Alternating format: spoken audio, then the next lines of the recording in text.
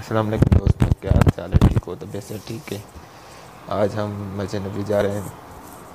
असर की नमाज़ के बाद हमारी ज़ियारत का टाइम है, तो हम आज ज़ियारत करेंगे मस्जिद नबी सल्लल्लाहु अलैहि वसल्लम की, और अंदर भी जाएंगे इंशाअल्लाह। आप दुआ करना। तो दोस्तों, हमारा सफ़र शुरू हो चुका है, दुआ करना। तो अब हम सीढ़ियाँ उतर रहे हैं। हम चौथे फ्लोर पे रहते हैं, तो लिफ्ट ख़राब होने की वजह से सीढ़ियाँ उतरनी पड़ रही हैं। सीढ़ियाँ उतरने के बाद अब हम जाएंगे सीधा अपनी गाड़ी के पास, गाड़ी में बैठेंगे और सीधा मस्जिद नबी जाएंगे। तो वीडियो पूरी देखना, अगर पसंद आए तो लाइक भी कर देना, शेयर भी कर देना। शरीफ जाएंगे और उधर ऊपर होगी, मैं तो नहीं लाया। तो हरम शरीफ जाएंगे इंशाल्लाह, नमाज़ पढ़ेंगे, फिर ज़ियारत करेंगे। ज़ियारत के लिए परमिट लेना पड़ता है पहले।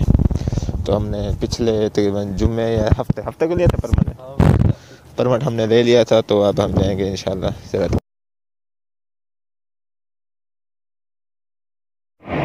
हम गाड़ी में बैठ चुके हैं और मस्जिद नबी की तरफ जा रहे हैं। तो ये मेरे साथ वकास बैठा है, साथ ही अतीक भाई हैं। ये देखें, ये 5,000 वाली मार्केट भी आ गई है। इधर हर चीज़ 5,000 की मिलती है।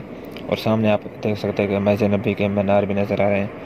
अस्सलातु वस्सलाम अलैका या रसूलल्लाह, अस्सलातु वस्सलाम अलैका या हबीब अल्लाह, अस्सलातु वस्सलाम अलैका ख़तमुन नबिय्यीन, अस्सलातु वस्सलाम अलैका या रहमतल लिल आलमीन। सब एक बार दुरूद शरीफ लाज़मी पढ़ लें। गाड़ी पार करने के बाद हम आगे पैदल जाएंगे। ये सामने पैदल चलने का रास्ता है। तो वीडियो पूरी देखना, वीडियो को थोड़ा सा भी स्किप मत करना। तो अगर वीडियो पसंद आए तो वीडियो को लाइक करना, चैनल को सब्सक्राइब करना, वीडियो को शेयर करना, ताकि दूसरे लोग भी इस वीडियो से फ़ायदा उठा सके, उनकी भी मालूमात में इजाफ़ा हो सके। हम इंशाल्लाह पहुँच कर आपको मुकम्मल तफसील के साथ बताएंगे कि मस्जिद नबी पहले कैसी थी और अब कैसी है। क्यों ना मैं आपको 1400 साल पहले की बताऊँ कि मस्जिद नबी कैसी थी। तकरीबन 1400 साल पहले मस्जिद नबी कुछ ऐसी थी। ये जो आपको सामने ऊपर नज़र आ रहा है, ये मस्जिद नबी थी। नीचे वाली जगह पर जो मस्जिद नबी के हिस्से में, इधर सहाबा करम को तालीम दी जाती थी, और साथ में जो आपको नज़र आ रहा है वो हुज़ूर पाक सल्लल्लाहु अलैहि वसल्लम के अज़वाज मुतहहरात के घर थे। जब हमारे प्यारे नबी सल्लल्लाहु अलैहि वसल्लम ने 53 साल की उम्र में मक्का से मदीना की तरफ हिजरत की, तो आप सल्लल्लाहु अलैहि वसल्लम ने दो यहूदी भाइयों से ज़मीन ख़रीद कर मस्जिद नबी बनाई थी। पहले हिजरे में हम मस्जिद अक्सा की तरफ मुँह करके नमाज़ पढ़ते थे। दूसरे हिजरे में जब किबला तब्दील हुआ तो हम खाना काबा की तरफ मुँह करके नमाज़ पढ़ते हैं, जो कि हज़रत इब्राहीम अलैहिस्सलाम ने तमीर किया था। दूसरी हिजरी में मस्जिद नबी का नक्शा कुछ इस तरह का था, जो कि बिल्कुल भी सादा थी। और इसके बाद और जैसे जैसे वक्त गुजरता गया, हमारे प्यारे नबी हज़रत मोहम्मद सल्लल्लाहु अलैहि वसल्लम की और शादियाँ होती गई और बीवियों के घर बनते गए। छत खजूर के दरख्त से बनी हुई होती थी। मैं आपको दिखाता हूँ। मस्जिद नबी ने साथ ही रियाजुल जन्नह है, उसके साथ ही हज़रत आयशा का घर होता था, साथ ही उनका हुजरा, और बिल्कुल साथ ही हज़रत फातिमा का घर होता था। जो ग्रीन कलर का हाईलाइट है, इधर अब मस्जिद नबी में सुनहरी जालियों का दरवाज़ा है, और उसके सामने बिल्कुल हज़रत हफ्सा रज़ियल्लाहु तआला अन्हा का घर होता था। जब आप जाएंगे तो उस वक्त सुनहरी जालियों के सामने आपको याद आ जाएगा कि यहाँ पर हज़रत हफ्सा का घर होता था। ये आप देख सकते हैं सुनहरी जालियों के बिल्कुल सामने, ये जो ज़मीन पर हाईलाइट किया हुआ है, इधर हज़रत हफ्सा रज़ियल्लाहु तआला अन्हा का घर था। जब हज़ूर पाक सल्लल्लाहु अलैहि वसल्लम हयात थे तो हफ्सा रज़ियल्लाहु तआला अन्हा का घर इधर होता था। और जब हम रोज़ा रसूल सल्लल्लाहु अलैहि वसल्लम की तरफ जा रहे थे, तो एक साइड पर दीवार जो कि बहुत ही प्यारी सजाई गई है, इसको किबला वाल कहते हैं।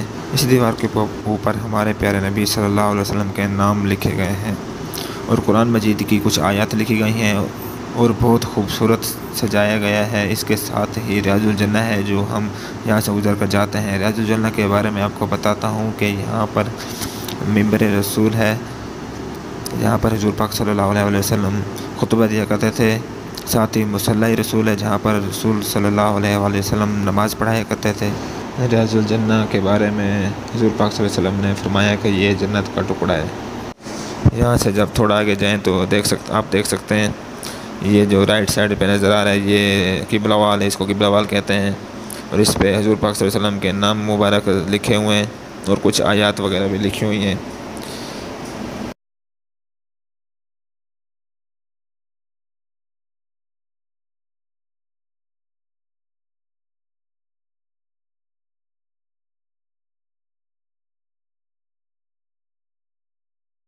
ये आप देख सकते हैं किबला वाल के बिल्कुल सामने अब आपको सुनहरी जालियाँ नज़र आएंगी। ये देखें, ये सुनहरी जालियाँ हैं बिल्कुल आपके सामने।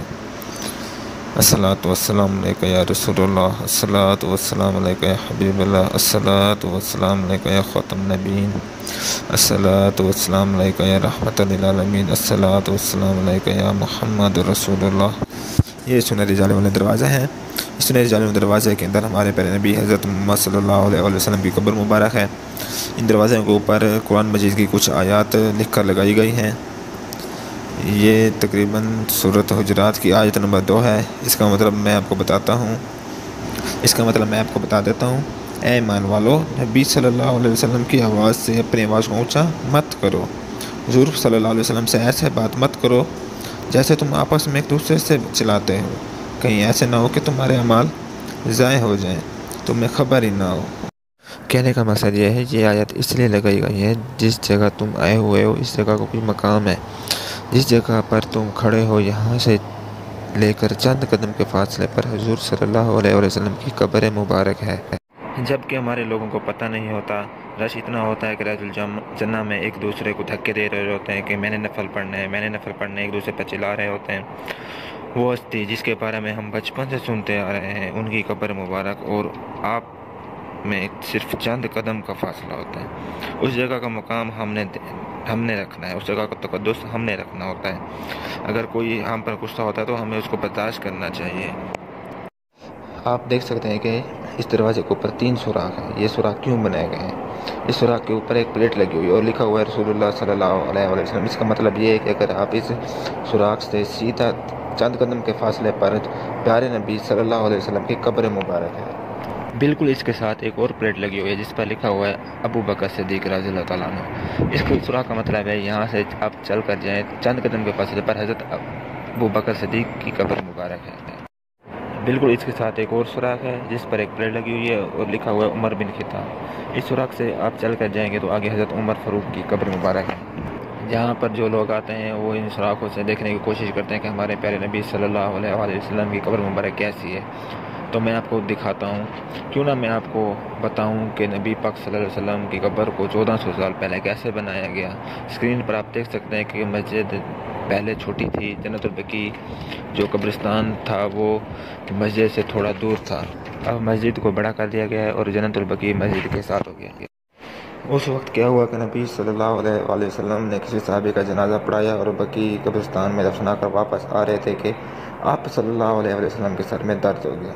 दर्द इस तरह था कि वक्त के साथ साथ दर्द ज़्यादा होता गया और आप सल्लल्लाहु अलैहि वसल्लम को बुखार हो गया। सारे बीवियों ने ये तय पाया कि जब तक आप सल्लल्लाहु अलैहि वसल्लम बीमार हैं उस वक्त तक हज़रत आयशा रज़ियल्लाहु अन्हा के घर में रह लें। ये हज़रत आयशा का घर है। इनका घर अंदर से कैसे था ये आप देख सकते हैं। साथ ही हुजरत आप सल्लल्लाहु अलैहि वसल्लम पर जब आखिरी वक्त आया तो आप सल्लल्लाहु अलैहि वसल्लम सहन में पड़ी हुई एक चारपाई पर लेटे हुए थे और इसी चारपाई से ही आप सल्लल्लाहु अलैहि वसल्लम दुनिया से पता। हज़रत अबू बकर सिद्दीक़ रज़ियल्लाहु अन्हु कहीं गए हुए थे। जब इनको पता चला तो जल्दी वापस आ गए। वापस आए तो देखा कि बहुत अजीब समा था, हर बंदा बहुत दुखी था। जब आप रज़ियल्लाहु तआला अन्हु मस्जिद में गए तो हज़रत उमर फ़ारूक रज़ियल्लाहु अन्हु ने तलवार उठाई हुई थी और यह कह रहे थे अगर किसी बंदे ने कहा कि नबी पाक सल्लल्लाहु अलैहि वसल्लम दुनिया से पर्दा फरमा गए हैं तो मैं उसकी गर्दन उतार दूंगा। बहुत ही दुख का समा था उस टाइम। इसके बाद कुछ साहबा ने कहा कि हुज़ूर पाक सल्लल्लाहु अलैहि वसल्लम को जन्नतुल बकी में दफना दिया जाए। कुछ ने कहा कि नबी पाक सल्लल्लाहु अलैहि वसल्लम को मिंबर के पास जो जगह है वहाँ दफना दिया जाए। लेकिन हज़रत अबू बकर सिद्दीक़ ने कहा नबी जहाँ पर पर्दा फरमाता है उसकी कब्र वहाँ पर होती है। तो नबी पाक सल्लल्लाहु अलैहि वसल्लम ने तो हज़रत आयशा के घर में चारपाई पर इस जगह पर दुनिया से पर्दा फरमाया था तो इस चारपाई को साइड पर किया गया और आप सल्लम की कब्र बनाई गई। साथ ही आप देख सकते हैं कि इस जगह पर हुज़ूर पाक सल्लल्लाहु अलैहि वसल्लम को गुस्ल दिया गया। गुस्ल जो है हज़रत अली और कुछ साहबी थे वो दे रहे थे। हज़रत अली जो आप सल्लम पर पानी डाल रहे थे और साथ साथ रो रहे थे और साथ ये कह रहे थे कि आप सल्लल्लाहु अलैहि वसल्लम ने हमें सब्र करने का हुक्म दिया और आप सल्लल्लाहु अलैहि वसल्लम ने ही हमें सब्र करना सिखाया। अगर आप सल्लल्लाहु अलैहि वसल्लम हमें सब्र करने की तलकीन ना करते तो आज हम दुनिया को रो के दिखाते, आज हम दुनिया को बताते कि गम किस तरह मनाया जाता है। मतलब इतना दुख था कि इनके दिल में, इतना था कि अल्फाज नहीं है मेरे पास आप खुद अंदाज़ा लगा लें उस वक्त साहबी की क्या हालत होगी, क्या कैफियत होगी। हज़रत अली रज़ी अल्लाह अन्हु रो रहे थे और कह रहे थे कि आज हम दुनिया को रो के बताते कि गम कैसे मनाया जाता है। इस तरह हज़रत अबू बकर सिद्दीक़ ने भी अपनी कब्र हज़ूर पाक सल्लल्लाहु अलैहि वसल्लम के साथ बनाने की ख्वाहिश की। तो जब कुछ अरसे के बाद हज़रत अबू बकर सिद्दीक़ रज़ियल्लाहु अन्हु का इंतकाल हुआ तो आप रज़ियल्लाहु अन्हु की कब्र भी आप सल्लल्लाहु अलैहि वसल्लम के साथ बनाई गई, जो आप स्क्रीन पर देख सकते हैं। ये देखें, पहले हज़ूर पाक सल्लल्लाहु अलैहि वसल्लम की कब्र मुबारक है, उसके साथ ही हज़रत अबू बकर सिद्दीक़ रज़ियल्लाहु अन्हु की कब्र बनाई गई थी। इसके बाद जब हज़रत उमर फ़ारूक के विसाल का वक्त करीब आया तो उन्होंने अपने बेटे को हज़रत आयशा के पास भेजा और कहा कि इजाज़त लो कि मैं अपनी कब्र भी हज़ूर पाक सल्लल्लाहु अलैहि वसल्लम के साथ ही बनाने की ख्वाहिश रखता हूँ। तो हज़रत आयशा ने कहा कि ये तो मैंने अपने लिए रखी हुई थी, लेकिन यहाँ पर हज़रत उमर फ़ारूक रज़ियल्लाहु तआला अन्हु का हक़ ज़्यादा बनता है, तो इसलिए उन्होंने उनको इजाज़त दे दी है। तो आप देख सकते हैं कि जो तीसरी कब्र है ये हज़रत उमर फ़ारूक रज़ियल्लाहु तआला अन्हु की कब्र मुबारक है। जब हज़रत आयशा रज़ियल्लाहु तआला अन्हा का विसाल हुआ तो उनको जन्नतुल बकी में दफनाया गया। तो आज आप देख सकते हैं कि अपने घर के अंदर अपनी ही जगह हज़ूर पाक सल्लल्लाहु अलैहि वसल्लम के साथ वाली जगह जहाँ पर हज़रत आयशा खुद मालिक थी तो उन्होंने किसी और को दे दी। आजकल के ज़माने में किसी को ज़रा बराबर भी जगह देकर राज़ी नहीं, लेकिन उस ज़माने में हज़रत आयशा ने हज़रत उमर फ़ारूक रज़ियल्लाहु तआला अन्हु को जगह दे दी थी। और जब हज़रत आयशा का विसाल हुआ था तो उनको जन्नतुल बकी में दफन। यहाँ पर एक छोटा सा सबक मिलता है, जब हम नफल पढ़ने आते हैं तो अपने 2 नफल पढ़ने के लिए हम औरों पर चिल्ला रहे होते हैं, जबकि हज़रत आयशा रज़ियल्लाहु अन्हा अपनी ही जगह की मालिक जो कि उनके पास थी, उन्होंने हज़रत उमर फ़ारूक रज़ियल्लाहु अन्हु को दे दी। जिस तरह उन्होंने कुर्बानी दी, हमें भी कुर्बानी देनी चाहिए, हमें भी औरों को मौका देना चाहिए ताकि वो भी सुकून से नफल पढ़ सकें। इसके बाद आप देख सकते हैं कि हज़रत आयशा रज़ियल्लाहु अन्हा ने अपने घर को 2 हिस्सों में तकसीम कर दिया। इसकी वजह मैं आपको बताता हूँ कि पहली जो कब्र है वो हज़रत मोहम्मद सल्लल्लाहु अलैहि वसल्लम की है, जो आप रज़ियल्लाहु अन्हा के शौहर थे। तो दूसरी कब्र हज़रत अबू बकर सिद्दीक़ रज़ियल्लाहु अन्हु की है, ये हज़रत आयशा के वालिद थे, तो आप दोनों हज़रत आयशा के महरम थे।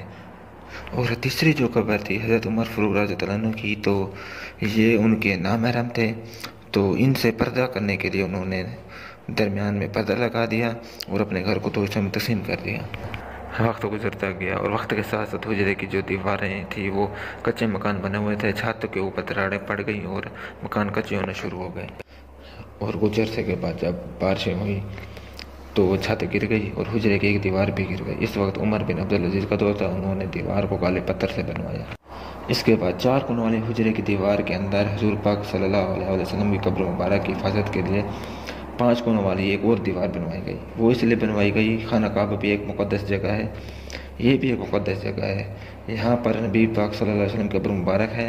लोग इस जगह को मुक़द्दस समझ कर इसका तवाफ़ न शुरू करें, इसलिए उन्होंने 5 कोनों वाली दीवार बनवा दी। ये देखें, 1 2 3 4 और 5, ये 5 कोनों वाली दीवार है जो आपको नज़र आ रही है। इसके बाद तो यहूदी थे, उन्होंने एक सुरंग खोदी, हज़ूर पाक सल्लल्लाहु अलैहि वसल्लम की कब्र मुबारक तक पहुँच गए। उन्होंने ये इरादा किया था कि हम हज़ूर पाक सल्लल्लाहु अलैहि वसल्लम के जिस्म अक़दस को चोरी कर लेंगे। उस वक्त का बादशाह जो नूरुद्दीन ज़ंगी था, तो उसके ख्वाब में हज़ूर पाक आए, तो बादशाह ने इन 2 यहूदियों को पकड़ लिया। उस सुरंग से गया और देखा कि यहूदी हज़ूर पाक सल्लल्लाहु अलैहि वसल्लम के कब्र मुबारक तक पहुँच गए हैं। उसने हज़ूर पाक सल्लल्लाहु अलैहि वसल्लम के पाँव मुबारक को बोसा दिया। उस बादशाह ने हज़ूर पाक सल्लल्लाहु अलैहि वसल्लम की कब्र मुबारक के चारों तरफ ज़मीन खुदवाई, उस वक्त तक खुदवाई जब तक नीचे से पानी ना आ गया। और खुदाई के बाद उसने शीशा पिघलवा कर हज़ूर पाक सल्लल्लाहु अलैहि वसल्लम की कब्र मुबारक के चारों तरफ डलवा दिया ताकि ज़मीन के अंदर से भी कब्र मुबारक की हिफाजत रहे। उसके बाद आप देख सकते हैं कि जालें बनवाई गई 5 कोनों वाली दीवारों के बाद, और उसके बाद नबी पाक सल्लल्लाहु अलैहि वसल्लम की कब्र मुबारक के ऊपर एक गुंबद बनवाया गया। कुछ अरसे बाद आसमान से आसमानी बिजली गिरी और वो गुंबद जल गया, आप देख सकते हैं कि, और फिर नया गुंबद बनवाया गया। कुछ अरसे के बाद इस सारे गुंबद के ऊपर 5 कोनों वाली दीवार के ऊपर एक और गुंबद बनवाया गया सिल्वर कलर का। कुछ अरसे के बाद इस पर सब्ज़ रंग कर दिया गया, और आज जब हम मस्जिद नबी में जाते हैं तो हमें ये नज़र आता है, इसको गुंबद हिजरा कहते हैं। इसके नीचे जो मैंने आपको बताया कि 5 कोनों वाली दीवार है, इसके अंदर हुजरा आयशा है, इसके अंदर